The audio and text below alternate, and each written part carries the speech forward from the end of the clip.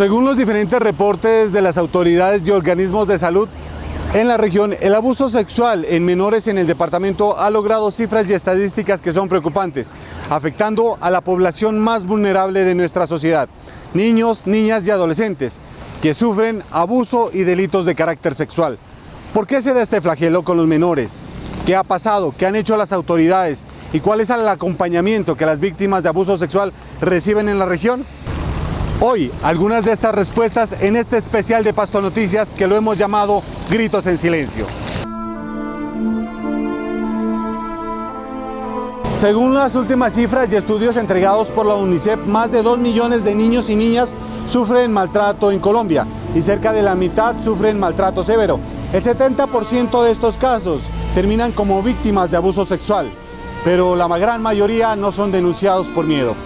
Este es el caso de una de estas tantas víctimas, a quien llamaremos Sofía, quien le tocó vivir en carne propia desde muy niña el abuso de su propio padre.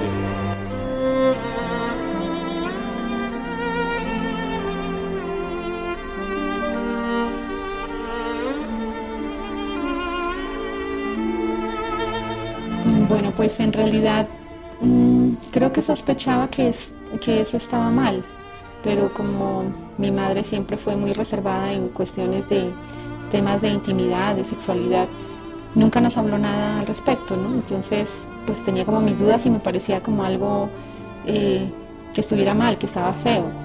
De hecho, me daba como un poco de asco algunas cosas como de, simplemente como de decir, el aliento, por ejemplo, de mi padre cuando me daba besos, me parecía cochino y entonces simplemente eso, tenía como la sospecha de que no fuera algo debido. Sin embargo, más o menos a la edad de 12 años, creo yo, en el colegio nos hablaron sobre algunos aspectos de sexualidad en una asignatura que en ese tiempo se llamaba Comportamiento y Salud.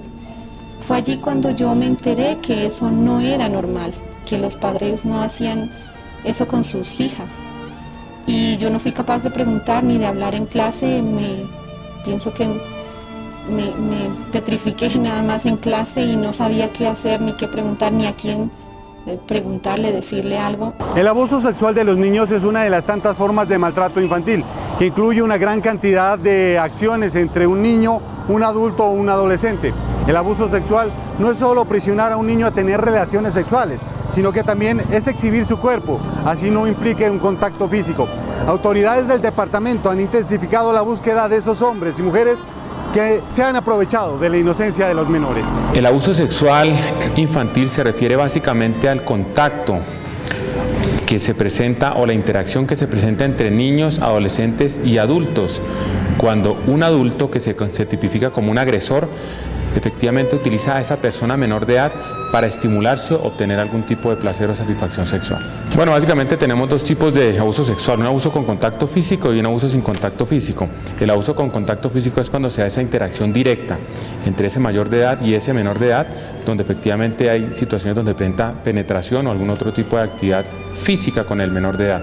Y cuando no hay contacto físico, básicamente es cuando se utiliza ese menor de edad como un instrumento de estimulación para que se satisfaga una persona o para hacer algún tipo de video pornográfico con el cual puede satisfacer intereses sexuales. Lamentablemente, los abusadores, que por lo general son allegados a la familia, intimidan o logran convencer al niño para que no diga nada. Generalmente le hacen creer al niño que el abuso sexual es culpa de ellos y que le castigarán si alguien descubre lo que está pasando.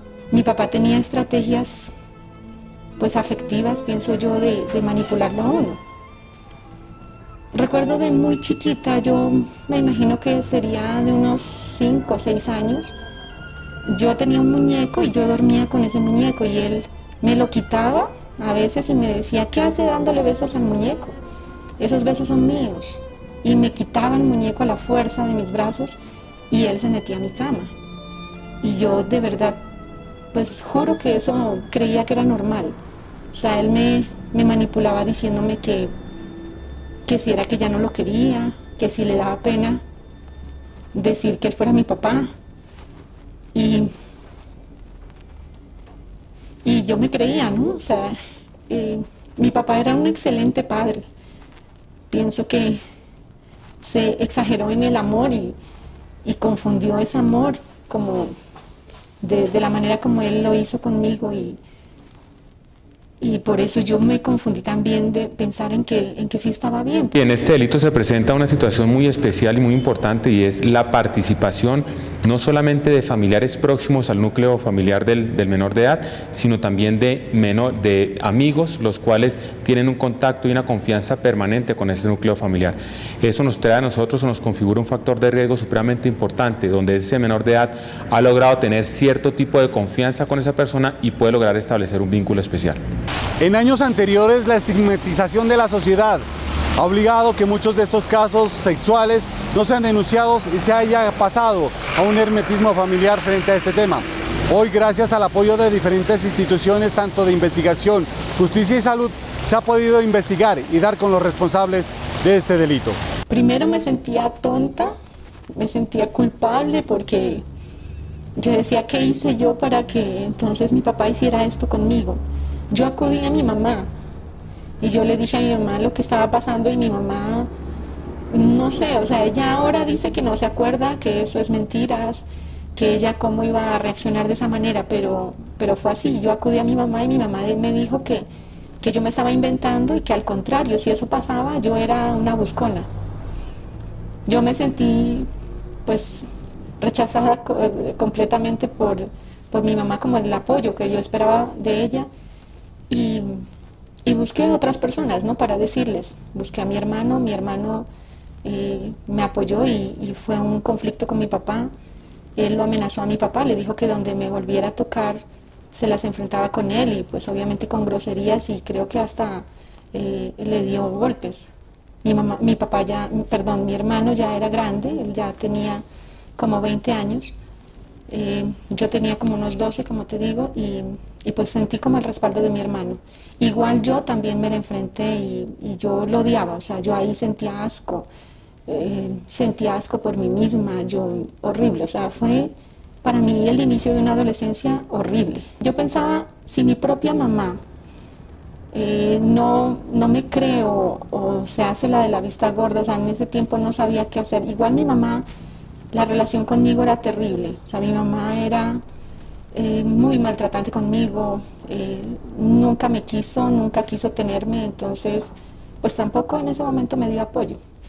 Menos iba a pensar yo que, es más, no sabía, ni tenía ni siquiera idea de que había posibilidad de demandar. Hasta aquí este primer especial de este informe que lo hemos denominado Gritos en Silencio.